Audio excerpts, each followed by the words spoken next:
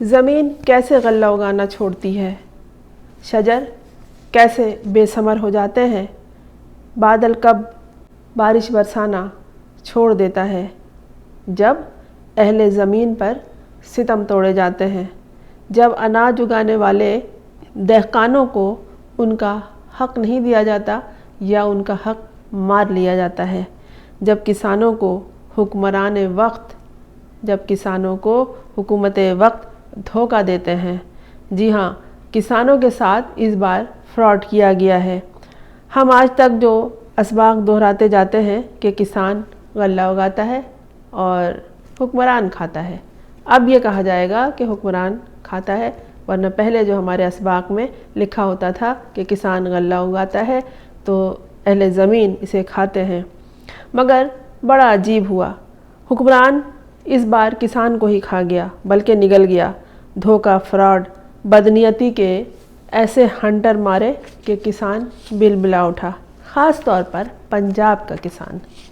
وہ کیسے؟ نگراں حکومت کے دور میں انوار الحق کاکڑ وزیر اعظم تھے۔ تب کیا ہوا تھا؟ روس، یوکرین، بلغاریہ، رومانیہ سے 35,87,000 میٹرک ٹن سے زیادہ گندم پاکستان درآمد کی گئی تھی، یعنی منگوائی گئی تھی۔ پورٹ قاسم کے پاس سارا ریکارڈ موجود ہے، وہاں سے جو ریکارڈ دستیاب ہوا ہے اس کے مطابق یہ ریکارڈ سارے اخبارات میں، بڑے انگلش اخبارات میں شائع ہو گئی ہیں آج ہی، کہ پورٹ قاسم کے ریکارڈ کے مطابق 20 ستمبر 2023 کو پہلا جہاز آیا MVC برڈ کے نام سے، تقریباً 50,000 میٹرک ٹن سے زائد گندم بلغاریہ سے پاکستان لے کر پہنچا۔ دوسرا جہاز مارچ 2024 میں گندم کی نئی فصل آنے سے پہلے ہی، یعنی پاکستان میں نئی فصل گندم کی تیار ہوتی، اس کے آنے سے پہلے ہی پاکستان میں 14 جہاز 7,87,000 میٹرک ٹن گندم لے کر پاکستان آ گئے۔ 14 جہاز، یہ دوسری جو کھیپ تھی اس میں۔ روس سے 2023 سے 2024 تک 2024 تک روس سے 40 جہاز پاکستان آئے، 21,80,000 میٹرک ٹن زائد گندم پاکستان لائے۔ ایسا لگ رہا ہے یہ پڑھ کے ساری رپورٹ کہ جیسے زمین نے منع کر دیا تھا کہ ہم گندم کی فصل نہیں اگائیں گے۔ ابھی آگے سن لیجئے کہ کیوں یہ سب گندم منگائے گئے۔ گندم درآمد کرنے کی وجہ سے گندم وافر مقدار میں موجود ہو گیا، جس سے کیا ہوا، جب فصل تیار ہوئی تو مقامی مارکیٹ جو ہے وہ کریش ہو گئی۔ خاص طور پر پنجاب میں اس کے زیادہ اثرات ہوئے ہیں۔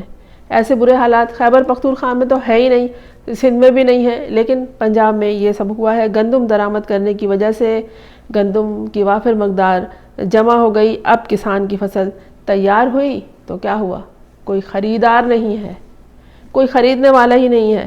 کسان کی تو سمجھیے کہ سانس تھم گئی، زندگی رک گئی، یعنی زندگی رک گئی تو سانس رک گئی، کیونکہ جب فصل کٹتی ہے تو کسان کی زندگی رواں ہوتی ہے کہ کسان کے سارے کام اولاد کی پرورش سے لے کر شادی تک کے فصلوں کے تیار ہونے سے مربوط ہوتے ہیں، یعنی جڑے ہوتے ہیں۔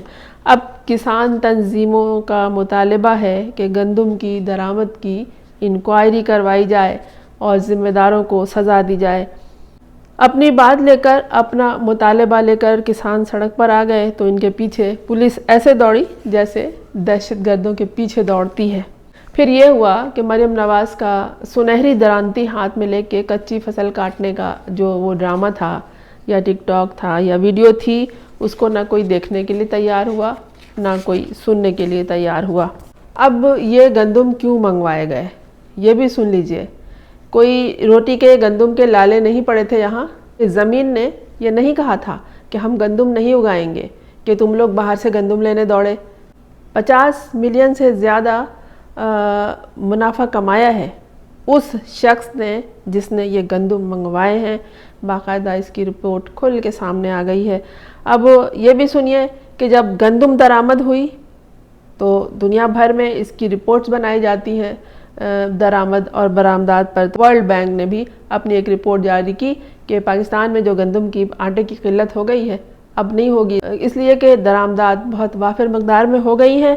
اور تو اور سن لیجئے، وہ درآمدات جو تھیں، جو گندم منگوایا گیا وہ ڈیوٹی فری تھا، اس سے بہت سارے معاملات دبائے گئے، بہت سارے فائد حاصل کیے گئے کہ بس یہ ایک موقع ہے، اس طرح کرو۔ اب کس کی گردن مروڑیں گے؟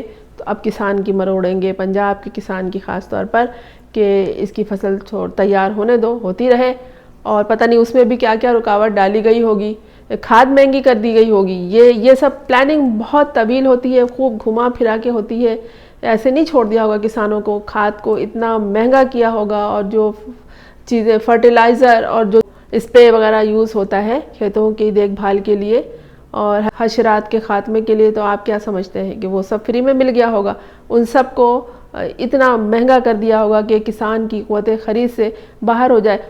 اور اگر کسان نے اس کی خریداری کر ہی لی گئی ہوگی گندم کے انتظار میں کہ یہ فصل تیار ہو جائے گی تو پیسے آ جائیں گے، تو پھر اس کو تو نقصان ہی ہوا ہوگا، اس کو تو مہنگے داموں خریدنا پڑا ہوگا، اور ایسے اس میں گھپلے ہوئے ہوں گے۔ انوار الحق کاکڑ صاحب کا نام آ رہا ہے، لیکن وہ اکیلے تو ہوں گے نہیں، ان کے ساتھ تو پورا گروپ ہوگا، سب مل کے کھا رہے ہوں گے۔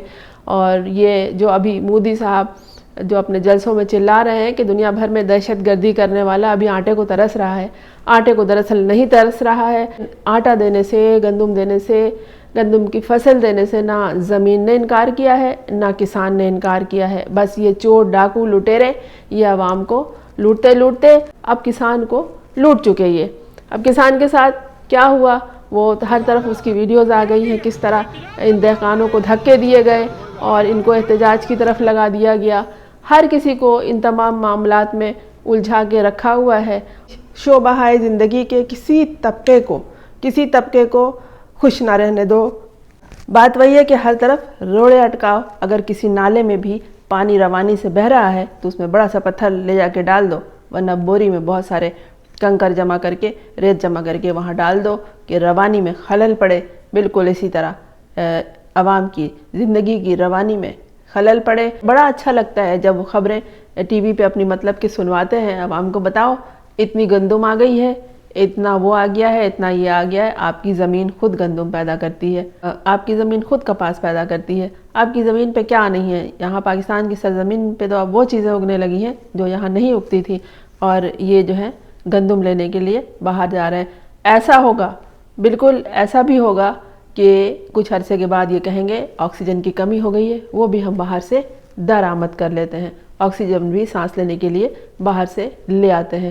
یہ بھی کریں گے یہ، کیونکہ ان کو اپنا اس میں فائدہ نظر آتا ہے، اور عوام کو بھلے آکسیجن کے بجائے کاربن ڈائی آکسائڈ گیس ڈال کے سلنڈر میں فراہم کر دیں، لیکن خود منافع کما لیں گے۔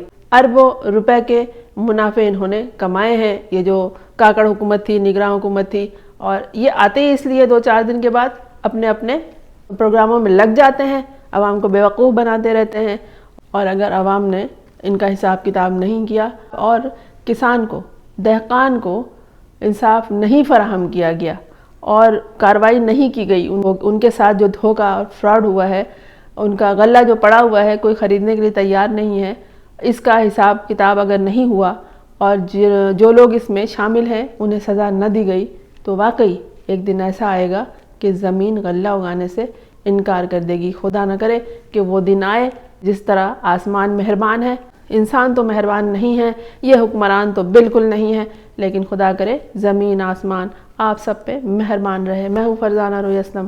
آپ نے اس چینل کو اگر سبسکرائب نہیں کیا ہے تو کر لیجئے، تاکہ میرا اور آپ کا ساتھ برقرار رہے۔